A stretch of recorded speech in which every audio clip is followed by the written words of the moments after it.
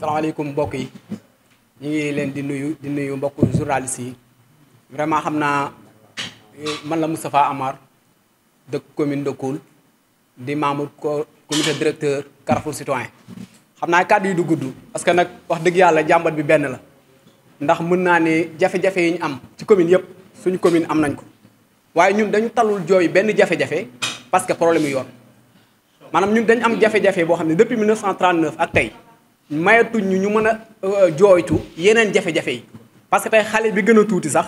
boo ñëwee commune de Koul di ko laaj lan mooy seen problème def naa la tali bi xale bi juddu sax barki dem mën a wax boo ko laajee lan mooy seen jafe-jafe def naa la problème yoon donc mën naa Massaer coordinateur ñëw na ci maanaam li taxoon jóg Carrefour Citoyen mooy suñu axe yooyu entre Mbaba Garaas Ngaye Mékhé Mbaba Garaas Bambey Kër Ngana Mbaba Garaas Touba Toul Kër Mbaba Garaas yàlla dogal ñaari entreprise maanaam bi ñu defee appel d'offre ci entre Ngaye Mékhé Bambey Mbaba Garaas Touba Toul yàlla dogal chantier boobu continuer entreprise Saabaan yor ko mu continuer di dox yeex lool comme li ci njuga wax mu amaat beneen procès muy diggante Mbaba Garaas Ngaye Mékhé Mbaba Garaas Ngaye Mékhé et Fass Boy Mansour Faye monsieur le ministre ñëwoon teg poste première pierre bi fële ci Mbaba Garaas Mbaba Garaas Ngaye Mékhé ba Fass Boy procès boobu la ñu xamul fan la ne benn entreprise bi ko yoroon muy CSE dañu xëy jël seeni bagage dem seen yoon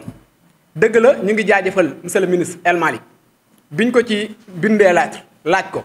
moom tontu nañu ministère tontu nañu mais xam nga dañu am jafe-jafe parce que monsieur le ministre su fekkente ne ñun bi ñu bindee lettre laaj leen dañuy tontu et alors moom bu demee ci plateau télé yi dañuy dégg muy wax yeneen wax yu bokkut ak suñu ay jafe-jafe daf ñuy jaaxal dem na fi plateau lu ci mel ni TFM ñu dégg ko muy wax ni procès bi nga xam ni Mbaba Garaas Saabaan bi ko yoroon entreprise bi ko yoroon changé nañ ko jox ko Saabaan et alors Saabaan moo ko yor ba léegi wëlbatiku demaat ñu dégg mu ni procès bi nga xam ne arrêté woon na muy Mbaba Garaas Touba Toul aussi reprendre na mu mel ni ñun jafe-jafe tànk la ñu am moom à chaque fois buy wax di ñu wax jafe-jafe maanaam ku ñu di ñu indil ay tuufaay pour ñu faj suñu ay bët loolu nag bu amee dañuy jàpp ne ñun suñu problème réglé wu wax dëgg yàlla ñu ngi leen di jaajëfal di leen ñaanal Carrefour Citoyen am na lu ñu ko miine am na position yu mu yàgg a jël am na taxawaay bi am na xeex bi te loolu sax moo tax nguur gi fi nekk nii ministre yi fi mas a jaar yépp moo xam